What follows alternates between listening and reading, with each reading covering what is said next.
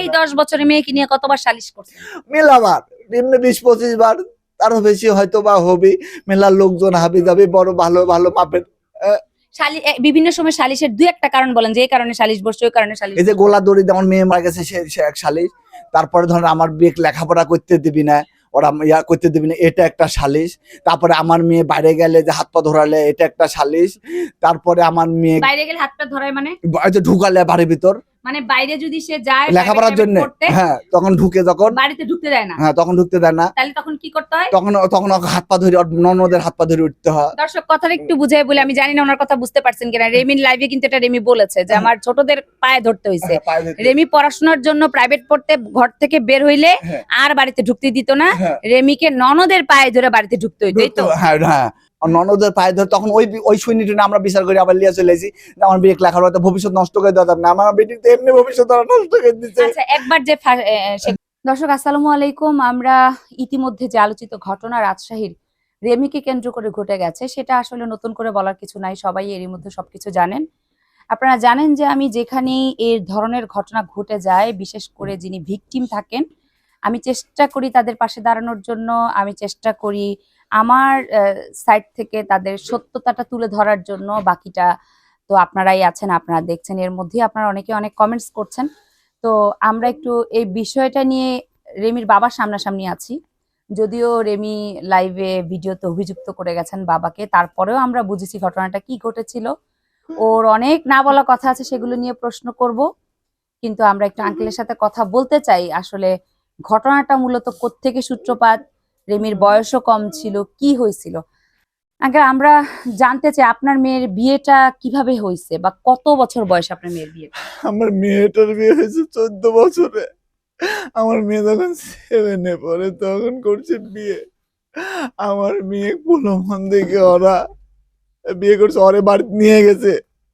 ওখানে নিয়ে যাওয়ার অনেক ক্ষমতা বলে আমার মেয়েকে ওখানে নাকি বিয়ে করছে ওরা। আমার মেয়ের সাথে ওরা সাক্ষাৎ করতে জানে বিয়ের দিনে। আমার মেয়ে সাক্ষাৎ করতে দেয় না আমার মেয়ের। পর ওরা বিয়ে করছে। বিয়ের পরের দিনে আমার মেয়ের প্রতি ওরা অত্যাচার শুরু করছে। আমার মেয়ে কিন্তু বলেছে যে পরের মা বাবা কিন্তু নিজের মা বাবা হয় না। আমার মেয়ে কিন্তু পরের দিনে বুঝতে পারছে ওই যে আমার মেয়ে 14 বছর দিনে জীবন সংসার কষ্ট শুরু হয়েছে, আজও হয়েছে, কাল হয়েছে, আজ পর্যন্ত আমার মেয়ে জীবন চলে। একটু শুনি, এই যে ওর অত্যাচার অনাচার গুলো হয়েছে, এগুলো আপনারা প্রতিকার করার চেষ্টা করেন? আমরা করছি। আমরা 12 যখন শুনেছি তারপরে গেছি, আমার মেয়ে লিয়ে আইছি, লিয়ে এসে বাসাত লিয়ে এসে রাখছি। তারপরে আমার মেয়ের সাথে আবার যোগাযোগ করে আবার ওরা লিয়ে গেছে। একের পর এরকম ভাবে 20-25 বার আমি সালিশ করলে আমার আম্মা অসুস্থ মানুষ। আমার মায়ের কাছে 2টার সময়, রাত 2টা, 1টা না, 1:30টা না, 3টা না রিং করছে। আমার মা এখান থেকে গাড়ি নাই, ঘোড়া নাই, সেই এখান থেকে ঢাকা বারাদের বাসা, ওখানে হাঁটতে হাঁটতে গেছে। আমার মেয়ের অশান্তি দেখি, যার পর আমার মেয়ে বোঝা টোজা লিয়েছে। আমি আবার পরের দিন লিয়ে আইছি, আবার লিয়ে আইছি। এভাবে দীর্ঘদিন আমার মেয়ের সাথে ওরা সংসার করতে থাকে। আমার মেয়ে মনে বিয়ে কেটে ফেলাইছে, যখন নিজের আমাদের অরে পোষালো না পরে তখন বিয়ে করছে। আমার মেয়ে খুব চেষ্টা করছে ওদের সাথে সংসার করতে। ওরে ননদ আর শাশুড়ি খুব অত্যাচার করছে, মানসিক নির্যাতন করেছে। তারপরে এর মধ্যে আমার মেয়েকে লেখাপড়া করতে দিবি না ওরা। আমার মেয়ে লেখাপড়া ছাড়া নিবে, খুব কষ্ট করে আমার মেয়ে লেখাপড়া করছে। আমার পরিবার থেকে আমি দিছি, তখন ছেলে তো বেকার, ওরা কোন খরচপাতি দিবি না। আমরা খরচপাতি দিয়ে আজ পর্যন্ত আমার মেয়ে অনার্সে পরে সকল খরচ দিয়ে আমার লেখাপড়া করাইছি। এতে মানে আমার মেয়ে বাচ্চা নিবি না, ওরা আমার মেয়ে বাচ্চা নেওয়াইছে, জোর বোর বাচ্চাটা নেওয়া হয়েছে। কিন্তু ওরা আমার মেয়ে বাচ্চা নিবি না, পরে মেসুট হওয়ার পর বাচ্চা নিবি। এই বাচ্চা নিতে যায় অনেক ঘটনা। আমার বেটিকে অপারেশন করার পরে সিলাই ফাটে যায়। আমার বেটি 3 মাস 4 মাস খুব কষ্ট করে। আমার মা ওখানে থাকি দাসের মতো কাজ করে, এলাকার লোক সময় আমার মায়ের দেখছি সবাই কাজ করেছে। কি একটা দাদি ওখানে যায় সকল কাজ করছে, তারপরে হয়নি। এমন অত্যাচার শুরু হয়েছে, আমার বিটি প্রাইভেট পড়তে গেছে, অনার্স ইয়াত পরে প্রাইভেট তো পড়তে হয়, প্রাইভেট পড়তে গেছে, বাড়ির ভিতর ঢুকবে ওর ছোট ননদ পা ধরাইছে আমার বিটিকে, এটাও কিন্তু আমার বিটি বলিছে, পা ধরে আমার বেটি বাড়ির ভিতর ঢুকতে হয়েছে, ওইভাবে আমার সংসার করতে হয়েছে আমার বেটি। তারপরে এটি ক্ষান্ত হয়নি, আমার বেটি লাস্ট পর্যন্ত ওদের বাড়ি, ওদের ঘরে আত্মহত্যা চেষ্টা করছে, গোলা ধরেছে, পরে অনেক দিয়া ঘর দেয়া ঢুকি, ঘরের ভিতরে আর এক ঘরের দরজা ছিল, ওই দরজাতে ওইটি চালতা ওইটি চাতাল ভাঙে আমার বেটি ওখান তিনি বাসা ইয়া করে নিয়ে আসে, পরে আবার আমি ওখান থেকে নিয়ে আসি, আমি আবার রাখি, আমি ওখান থেকে নিয়ে এসে আবার রাখি, এসে আবার এইভাবে আবার আমি আমার মেয়েকে আমার মেয়েকে আমি রাখি এভাবে বুঝাই, তারপরে দেখছি একের পর এক হয় না, পরে অনেকে যায় আমার বেটি বুঝা টুঝা নিয়ে আসে, আমার মেয়ে নিয়ে আসার পরে ওরে হাতে নিয়ে আসার পরে ওরা কিছুদিন পর আবার কি হবে আমার মেয়ে যোগাযোগ করে আবার আমার মেয়ে নিয়ে আসে, আমার মেয়ে খুব অবুঝ, খুব স্বামী ভক্তি ভালোবাসা চার প্রেম করে বিয়ে করেছিল, ওই চাইছে স্বামীর সাথে সংসার করতে, কিন্তু স্বামীরা দেয়নি। তারপর আমার মেয়ে বলে যে টাকা পয়সা, আমার মেয়েকে আমার মা শোয়ার হারিয়েছিল, আমার মা আমার খাট, আমার মেয়ে রান্না জানা রান্ধতে না, আমার পেটে একটু কষ্ট করে লাল হাত চল, আমার মেয়ে কইয়া লাল হয়, আমার মা সকল কিছু গ্যাসের চুলা খাট তোষক বালিশ সব আমার মা কিনে দেয়, আমার বেটি ভালো থাক। তারপরে ওরা ক্ষান্ত হয়নি, আমার মেয়ের বিবাহ বার্ষিকী, হ্যাঁ আমার বিবাহ বার্ষিকী দিন আমি একটা চেন দি, পরে একটা অনেক সোনার চেন দি, ওটা নিয়ে সাগরে একটা চাকরি, যে চাকরিটা রিসেন্টলি করে, ওই সোনার চেন ঢাকাতে আপনার কি থাকতে হয়, ওখানে সোনার চেন বেঁচে ওখানে যা থাকি ট্যাগ করে আমার বিটিতে সুখে থাকে। আমার বিটি খুব চেষ্টা করছে ওদের সংসার করার জন্য, কিন্তু আমার বিটি ক্ষান্ত দেয়নি, আমার বেটি করা সান দেয়নি, তবু পরিবারের অত্যাচারে আমার বেটি যে রিসেন্টলি যে ঘটনা, আমার বেটি বিয়ের হওয়ার পর থেকে সমিতির ভর্তি গেতে আমার বেটি লোন তুলি যা, তুই টাকা দিতে পারিস, এই করতে পারিস না, তো ভাবেন আমাকে লোন তুলে টাকা দেবে, পরে আমার বেটি লোনে ভর্তি কেটে দিতে, ধোয়া পর একটা শাখা আছে গ্রামীণ ব্যাংক, ওখান তখন তিনি ভর্তি কেটে টাকা তুলি দেয়, ওরা টাকা দিতে পারে না, আমার পরিবার, আমার বেটা, আমার মা, আমার যতটুকু পারে দিয়ে ওইভাবে দিয়া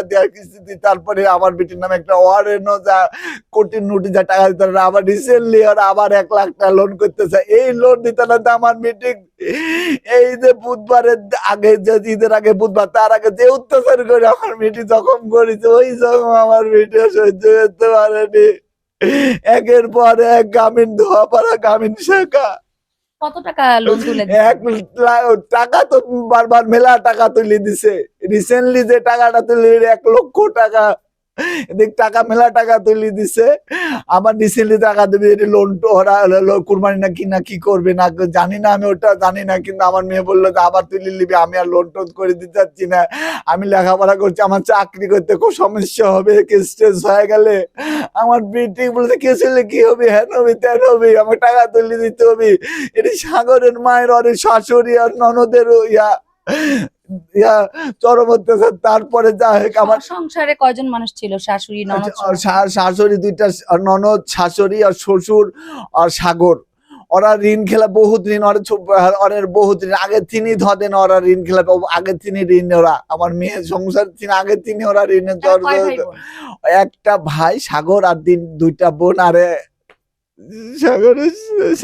আপনার মেয়ে কিন্তু লাইভে বলছে যে আমি ছোটদেরও পায়ে ধরছি, এটা কেন বলছিল? ওইটা বলছে আমার বিটিকে লেখাপড়া করতে দেবে না, আমার বিটি প্রাইভেট পড়তে যা, চলে যা, প্রাইভেট পড়তে যখন প্রাইভেট সময় আছে সকল কিছু রান্না বাড়ি করে আমার বিটি প্রাইভেট পড়তে যা, আমার বিটি তরকারি ভালো না মারে ফিক্কা ভাত, আমার বিটি তো রান্না মারে মুখের উপর ফিক্কা, আর না না ননদেরা মুখের ভিক্ষা মারে, আর হচ্ছে আর পা ধরছে, তখন পাইট পড়তে যা বাসা চলে যায়, তখন কাজ টাজ করে, তখন ওরা এসে পা ধরে, আমার পা ধরে আমার পিটি তখন উঠতে হয় বাসা, এই কারণটা হলো এটা, কারণ হলো এটা আমার বেটি লাগানো, আমার বেটি খুব কষ্ট করে সমাজে সালিশি হয় যে আপনাদের হ্যাঁ, এগুলি সালিশ করছেন। মেলাবার হয়েছে, পারিবারিক সালিশ হয়েছে, কিন্তু আমি কোথাও থানার বা বিভিন্ন রকম এসব আচরণ নেই।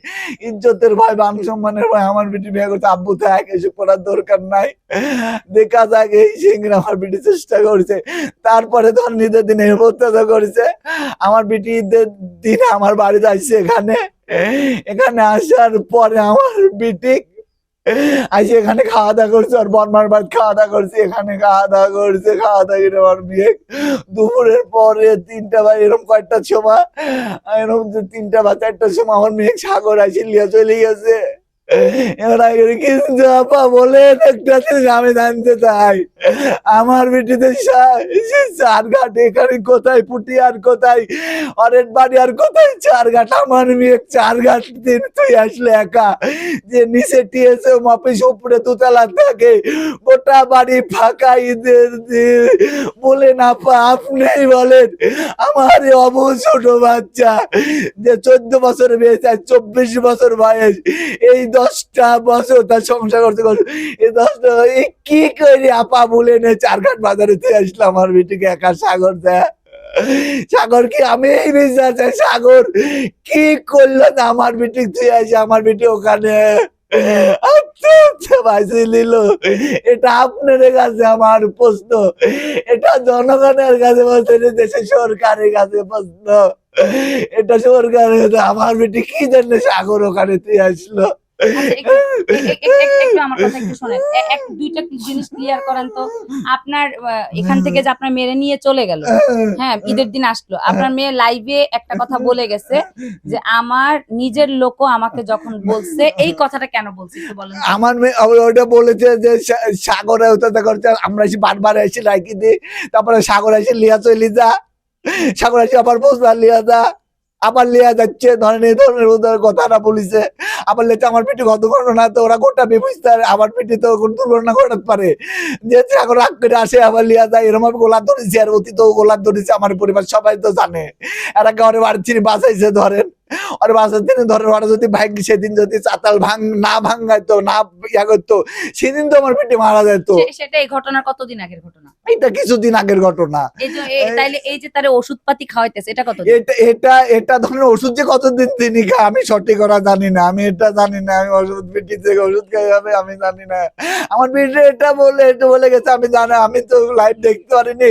আমার বেটি এটা বলেছে মানসিক টর্চার কি ওষুধ দিয়ে সরে, এটা আমার বেটি, আমি মানুষ বলেছি মানসিক টেনশন, মনের টেনশন, মানসিক টর্চার কি ওষুধে খায় সরে মানুষ? কবিরাজ বলে এই বলেছে, এই বলে মানসিক, আমার বেটি বলেছে মানুষ, আমি এটা শুনি। দর্শক আমি একটু ক্লিয়ার করি, উনি তো কান্নার জন্য আসলে কথা বলতে পারতেছে না, রেমির বাবা।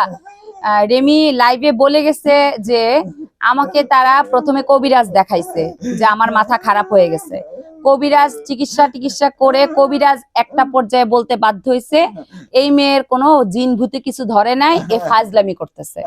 এই কথা বলার পরে রেমি যখন দেখতেছে কি করতেছে, এটা তো রেমি লাইভে বলে যায় নাই, ওরা বাবা বলতেছে আবারও নাকি কয়েকবার হত্যা করতে গেছিল। তো রেমি যখন নিজেকে শেষ করার জন্য কয়েকবার গেছিল, পরে তারা এই কবিরাজ ছাইরা এবার ডাক্তারের কাছে নিছে, ডাক্তারের কাছে নেওয়ার পর তাকে কিছু ঔষধ দিছে, যেগুলো রেমি দেখায় গেছে লাইভে কি কি ঔষধের কারণে। আমার এই নিউজের কমেন্টস একজন ডক্টর মনে ছিলেন, উনি কমেন্টস করেছেন, আমি জানি না, আমি যেহেতু নিজে ডাক্তার না, উনি বলেছিলেন যে এই ওষুধেরও একটা প্রভাব থাকতে পারে। যাই হোক আমি ওই ব্যাখ্যাতে আর যাচ্ছি না। তো ওষুধ খাওয়াচ্ছিল মেয়েটাকে, তার মানে মেয়েটা কিন্তু এর আগেও কয়েকবার সে আত্মহত্যা করার জন্য গেছে। আরেকটা ব্যাপার আমি বলতে চাই, কিছুদিন আগে আপনারা রেমির হাজবেন্ডেরও কথা শুনেছেন, সেখানেও সে স্বীকার করেছে রেমি কয়েকবার করেই নিজেকে শেষ করে দিতে চাইছে। এখানে প্রশ্ন আসে, রেমি যদি কয়েকবার নিজেকে চেষ্টা করে যে শেষ করে দেওয়ার জন্য, তার পরিবার জানে, তার হাজবেন্ড নিজের মুখে বলতেছে, তাহলে তার রেমির বাবারও একই কথা, একটা মেয়েকে এই মানসিকতার মধ্যে নিয়ে গিয়ে তার ভাড়া বাসায় একা রেখে যাওয়া, বাচ্চাটা সহ সাথে ছিল না, পুরো একটা বাসার মধ্যে একা থাকা, তারপরে ধরেন যে সে 3টা লাইভ করছে, এই 3টা লাইভ নাকি কেউ দেখে নাই, এগুলো না মানে বিশ্বাসযোগ্য কথা না। আমি জানি না আপনারা বিশ্বাস করতেছেন কিনা, 3টা লাইভ যদি কেউ দেখতো, আশেপাশে কেউ কি রেমিকে বাঁচাইতে আসতে পারে নাই? আর ওর জামাই তো জানতো ওরে একা বাসা রেখে গেছে। কয়েকদিন আগে ইন্টারভিউতে আমরা রেমির হাজবেন্ডের কথা শুনছি, রেমির হাজবেন্ড বলছে যে তুমি কিছু কইরো না, আমাকে বলো তুমি কিছু কইরো না। ফোনেও নাকি কথা হইছে ওর রেমির সাথে যে তুমি আমারে কথা দাও, তুমি কিছু করবা না। যখন মেয়ে কি করতেছে, কয় মেয়ে সহ আমি ঘুমাই গেছি, রেমির হাজবেন্ড বলছে আর তুমি তাহলে কিছু করবা না, বলো যে না আমি কিছু করবো না, আমি কি নিশ্চিন্তে ঘুমাইতে পারি? তখন রেমি নাকি তার হাজবেন্ডকে বলছে হ্যাঁ তুমি নিশ্চিন্তে ঘুমাইতে পারো। যেই ছেলে জানে আমার বউ মানসিক চিকিৎসা হচ্ছে, আমি আমার বউরে ট্রিটমেন্ট করাচ্ছি, আমি আমার বউকে নিজে যাতে আত্মহনন না করে সেজন্য ওষুধ খাওয়াচ্ছি, তাহলে কোন যুক্তিতে আমি একটা মেয়েকে এই মানসিকতা দিয়ে একটা বাসায় একা রেখে যাই? তার একটা বাচ্চা আছে কয় বছরের? 7 বছরের। 7 বছরের মেয়েটাও যদি মার সাথে থাকতো, মা এই কাজ করতে পারে না। সে মেয়েটাকেও মার সাথে রাখা হয় না। আমি জানি না এগুলো কি কারণ থাকতে পারে। আপনি শুধু বলেন যে অত্যাচারটা তারা কেন করতো? অত্যাচার করতো, যারা টাকা, ওই যে টাকা পয়সা তুললে তুমি বাপের দিন টাকা পয়সা নিতে, এরকম ধরনের অত্যাচার ছিল। শুধু টাকা তারপরে পয়সা? হ্যাঁ টাকা পয়সা লে, শুধু টাকা পয়সা টাকা পয়সা টাকা পয়সা আর টাকা পয়সা টাকা পয়সা, শুধু টাকা পয়সা লে অত্যাচার করতো। আমার বিটি তো মানুষ করছে, আমরা লেখাপড়া করছি, আপনার ধরনের বিটি মানুষ করছে। কত বছর 14 বছর বয়সে কিসে পড়তো যখন বিয়ে হয়? তখন 8 এ পড়তো। আর এখন সে অনার্সে এখন অনার্সে পড়ে। স্বামীর কোনো অবদান নাই পড়াশোনার? না না, সকল আমার মা বয়স্ক হতে পারে, ও বয়স্ক টাকা যখন পায় তখনই সঙ্গে সঙ্গে রেবেকে দিয়ে দেয়। বিয়ে কি হয় না? ওর বাবা যদি বিয়ে করেও থাকে, ওর মা যদি বিয়ে করেও থাকে, ব্রোকেন ফ্যামিলির বাচ্চা কাচ্চাও অনেক সুন্দরভাবে মানুষ হয়। রেমি 8 থাকা মুহূর্তে বিয়ে হয়েছে, সে নিজে প্রেম করে বিয়ে করছে, ওর বাবা রাজি ছিল না। সেই জায়গায় মেয়েটা 10 বছরের সংসার লাইফে সে এখন অনার্সে পড়ে, তাও পরিবারের সহযোগিতায়, দাদির বয়স্ক ভাতা দিয়ে। আমি তো আসলে দেখছি না পরিবারের যা দেখতে পাচ্ছি ওনাদের বাড়িঘর দেখে, ওনারা তো কোটিপতি না। হ্যাঁ, যে অঢেল টাকা পয়সা দিয়ে দিবে। তো মেয়েটা যেখানে চাকরি করে না, বাবার যেখানে এই অবস্থা, তিনি কিভাবে একটা সমিতির টাকা চালাইতে পারে? আসলে এই হচ্ছে মূল কাহিনী। তো আমি জানি না কার ইন্ধন এখানে ছিল, হয়তো রেমির হাজবেন্ডের প্রতি প্রচুর ভালোবাসার কারণে একটা অভিমান থেকে বাবার কথা বলে গেছে। কিন্তু আসল অভিযুক্ত আপনারা যেমন কমেন্টসে লিখছেন, আমিও মনে করি আসল অভিযুক্ত তারাই, যে যারা জেনে শুনে মেয়েটাকে একা বাসায় রেখে যায়। তো আচ্ছা, সেদিন কি ঘটেছিল? আপনাদের এখানে কি কোনো ঝগড়া করে রেমে গেছিল? না না, কোনো কিছু করেনি। আমার এখান থেকে কোনো ঝগড়া না, এখানে ভালোভাবে চলে গেছে। যাওয়ার সময় মানে ব্যবহারটা কিরকম? মানে ঝগড়াঝাটি করে রাগ টাগ করে না গেছে? না না, কোনো রাগ করে যায় না। আমার বিটি তো রাগ করলে তো আমার যাইতে দিত না। আমার পরিবার রাগ করে করে যাইতে দিত কি? আপনার বাপের বাড়ি যদি আপনি রাগ করে, আপনার স্বামীর হাতে কি আপনার বাপ ফ্যামিলি তুলে দিবি? বলেন আব্বা। হাসি খুশি গেছে? হাসি খুশি ভাবে এখানে গেছে, আর হাসি খুশি ভাবে আমার বেটি গেছে ওখানে। আমার ওখান থেকে আমার বাপের বাড়িতে লাগে, আমার শ্বশুর বাড়ি গেছে। শ্বশুর বাড়ির যে কি হয়েছে ওখানে আমরা জানি না। তো ওখান তিনি তারপরে লিয়ে গেছে, ওখানে যে কিছু ঘটছে নাকি এটা তো আমি বলতে পারবো এই না। 10 বছরে মেয়েকে নিয়ে কতবার সালিশ করছে? মেলাবার এমনি 20-25 বার, তারও বেশি হয়তো বা হবে। মেলার লোকজন হাবি যাবে, বড় ভালো ভালো মাপের। বিভিন্ন সময় সালিশের 2-1টা কারণ বলেন, যে এই কারণে সালিশ বসছে, ওই কারণে সালিশ। এই যে গোলা দড়ি, আমার মেয়ে মারা গেছে, সে এক সালিশ। তারপরে ধরেন আমার বিয়ে লেখাপড়া করতে দিবি না, ওরা ইয়া করতে দিবি না, এটা একটা সালিশ। তারপরে আমার মেয়ে বাইরে গেলে যে হাত পা ধরালে, এটা একটা সালিশ। তারপরে আমার মেয়ে বাইরে গেলে হাত পা ধরায় মানে? ঢুকালে বাড়ির ভিতর, মানে বাইরে যদি সে যায় লেখাপড়ার জন্য, হ্যাঁ তখন ঢুকে, যখন বাড়িতে ঢুকতে দেয় না, হ্যাঁ তখন ঢুকতে দেয় না। তাহলে তখন কি করতে হয়? তখন হাত পা ধরে, ননদের হাত পা ধরে উঠতে হয়। দর্শক কথাটা একটু বুঝাই বলে, আমি জানি না ওনার কথা বুঝতে পারছেন কিনা। রেমির লাইভে কিন্তু এটা রেমি বলেছে যে আমার ছোটদের পায়ে ধরতে হয়েছে। রেমি পড়াশোনার জন্য প্রাইভেট পড়তে ঘর থেকে বের হইলে আর বাড়িতে ঢুকতে দিত না, রেমিকে ননদের পায়ে ধরে বাড়িতে ঢুকতে হইতো। এই তো? হ্যাঁ হ্যাঁ, ননদের পায়ে ধরে তখন ওই সৈনিকটা আমরা বিচার করে আবার লিয়া চলে এসেছি। আমার বিয়ে লেখাপড়া ভবিষ্যৎ নষ্ট করে দেওয়া যাবে না। আমার বেটি তো এমনি ভবিষ্যৎ নষ্ট করে দিচ্ছে। আচ্ছা, একবার যে সে বাইদুরি দিতে গিয়ে সালিশ করছেন, তখন কি হয়েছিল সমাধান? সমাধান আমরা ভাত খাইতে দেবো না, আমি লিয়া চলে আইছি। পরে আমার মেয়ের সাথে ওরা আবার বোঝা টুজা আমার মেয়েকে আবার লিয়ে গেছে। তখন মেয়েকে জিজ্ঞেস করেন না তুমি কেন এই কাজ করতে গেছো? ওই যে লেখাপড়া করতে দিবি না, বাপের প্রতি আমার টাকা পয়সা নিবি, আমার টাকা তুলে দিতে হবে, এই যে এইসব ভাবে চাপ দিত আমার মেয়ে, এইসব চাপ দিত। আমার মেয়ে এসব রাজি না। আর আমার মেয়ে তো বলে যে আমার বাপ তো লেখাপড়া করছে, আমার বাপের আমি কত টাকা লিয়েছি তোমার দিব, আমার বাপ তো এমনি আমার লেখাপড়া খরচ চালাচ্ছে।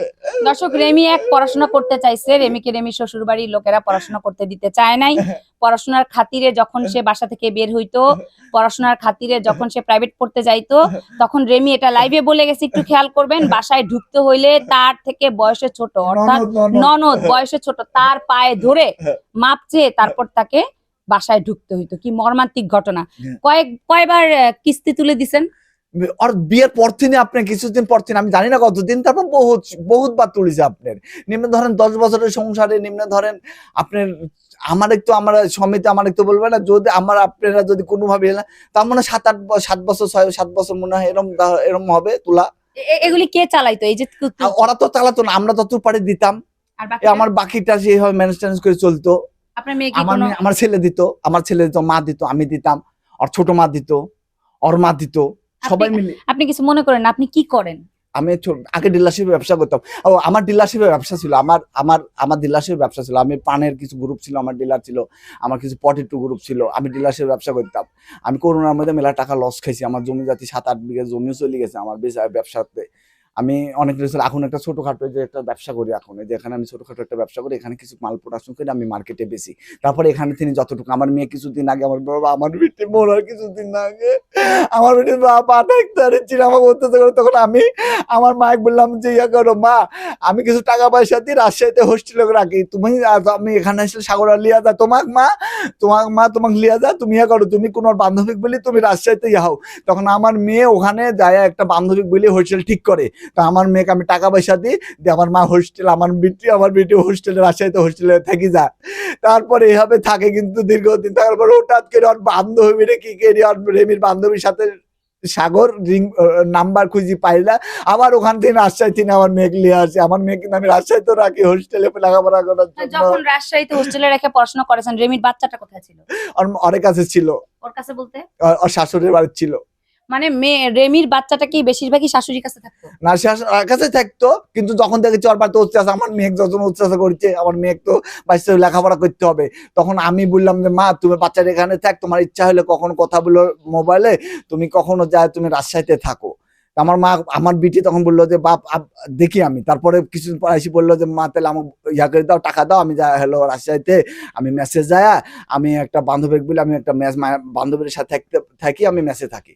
তা আমার মেয়ে পরে যায় ওখানে, হলো মেসেজ যায় আপনার হচ্ছে হলো থাকা শুরু করে। ওখান থেকে রাজশাহী কলেজে পড়ে আমার মেয়ে, ওখান থেকে ধরেন আমার মেয়ে থাকা শুরু করে।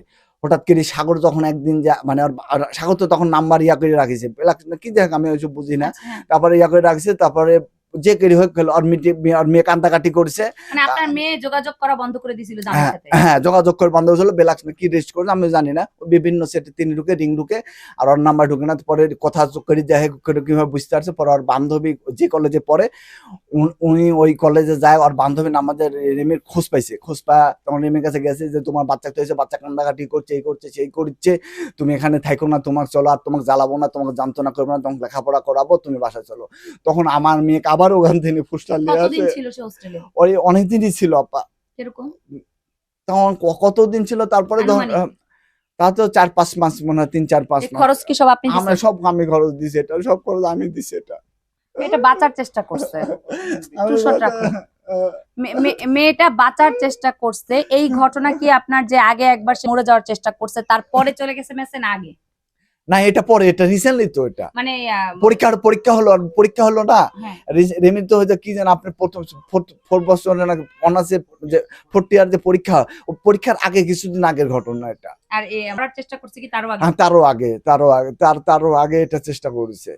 মানে এটাই বোঝা গেল যে রেমি পড়াশোনা করার চেষ্টা করছে, রেমি নিজেকে বাঁচাই রাখার চেষ্টা করছে, ওই ছেলে রেমিকে বাঁচতে দেয় নাই। ও যেখানেই যাইতো ওই ছেলে মেয়েকে খুঁজে নিয়ে চলে আসতো। বাচ্চার ইয়া দেখা পরে লিয়া চলে আসতো। বাচ্চার ছোট বাচ্চা কান্দাকাটি করে, আমার মেয়ে কিন্তু আসতো না, শুধু বাচ্চার এভারেন্স। আমার বিটি যখন কান্দা করছে, আমার নাতনি যখন কান্দা করছে, তখন আমার বিটি আবার চলে এসেছে। এই যে মাটা মারা গেল এই অবস্থায়, তখন নাতনি এরপরে আইসা কি করছে?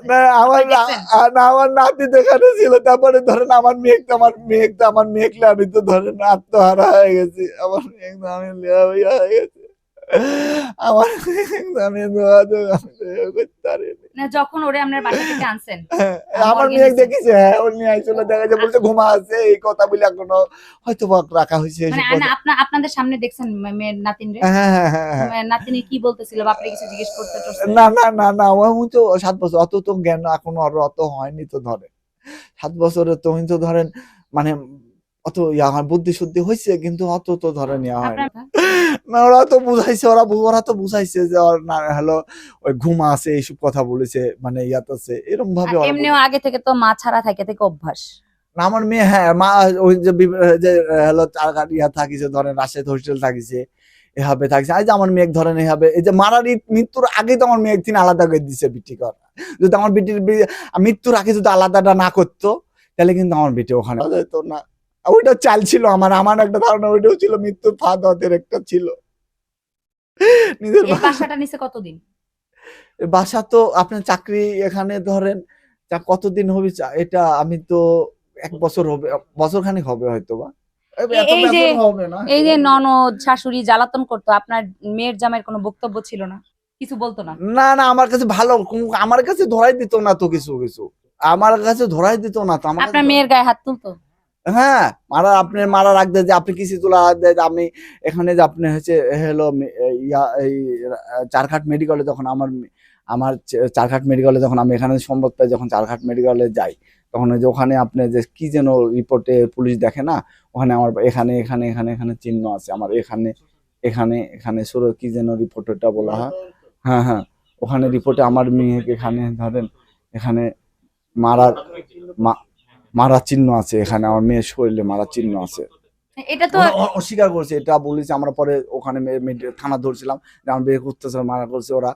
ওখানে বলেছে যে মরি গেছে, যা মরি গেছে, যে মরি গেছে, যে মরি গেছে সে আর ফেরত আসবে না, এইসব করে লাভ কি, কাটাছোটা হবে, হাবি জাবি হবে, নাতনি আছে, এইসব বললে আপনি এসব করেন না। আমি বলছি আমার মেয়ে তুমি এত অত্যাচার করেছো। এগুলি কে বলছে? এটা হলো অরে পরিবার, সাগর, ওর পরিবার, ওর পরিবারের লোক, সাগর নিজেও বলেছে এই কথা। আর ওর পরিবার সবাই ধরেন, ওর পরিবার সবাই গেছিল, তখন পুলিশ দেখি অনেকে পালাইছে, ওর পরিবার, ওর শাশুড়ি টাশুড়ি, আর শাশুড়ি যখন মেডিকেলে যখন হলো, আর শাশুড়ি যখন পুলিশ যা ঢুকে, আর শাশুড়িরা ছিল, পুলিশ দেখি ওরা পালাইছে। না, মামলা করতে গেছিলাম আমি চারঘাট থানা। আমি যেদিন আমার মেয়ে মারা যায়, ওই দিন ধরেন আমি আমার মেয়ে চারঘাট থানা, আমি হইতে হইতে ধরেন মেলা টাইম হয় যা, আমি এটা মেডিকেলে ইয়া করেছে, মেডিকেল থেকে আপনি থানাতে লেগেছে, থানাতে নিয়ে তিনি পরে আমাকে আবার পোস্টমর্টম করে আমাকে রাজশাহী পাঠাইছে। ওখান থেকে আসতে আসতে ধরেন আমি মেলা সন্ধ্যার আগ দিয়ে আইসি আমি এখান থেকে আমার মেয়ে আমি আমি ইয়া করে ধরেন দাপন কাপন সম্পন্ন করেছি আমার মেয়ে করার পরে ধরেন আমি পরের দিন চারঘাট থানা গেছি। আমার চারঘাট থানা ঢুকতেই আপনার এটা মহিলা আছে, করছে যে আপনি দাঁড়ান, এখানে দাঁড়ান, আমি হলো ওসি সাহেব বলি। মানে আমরা অনেকক্ষণ দাঁড়াছিলাম বাইরে, তারপরে ওসি চেম্বার ঢুকলে ওসি সাহেবের চেম্বার ঢুকে আমার চরম বিহেভ করছে, খারাপ বিহেভ করেছে, চরম খারাপ বিহেভ করেছে। কি বলছি? আমার চোদ্দি আর বারত কিসের অকথ্য ভাষার গালি গালিজ করেছে, ওসি কিসের কেস আর কিসের কেস, আমি ডায়েরি করতে গেছিলাম, কেস ফাইল করবো, আমি কথা বলতে লাগে বলেছে কিসের কেস কিসের, হাবি তবে আমাকে উল্টা তো সব করছে তোর এটা চারঘাট থানা থাকছে, থানাতে যাচ্ছে, থানার এলাকা আমার মেয়ে মারা গেছে, চারঘাট থানা।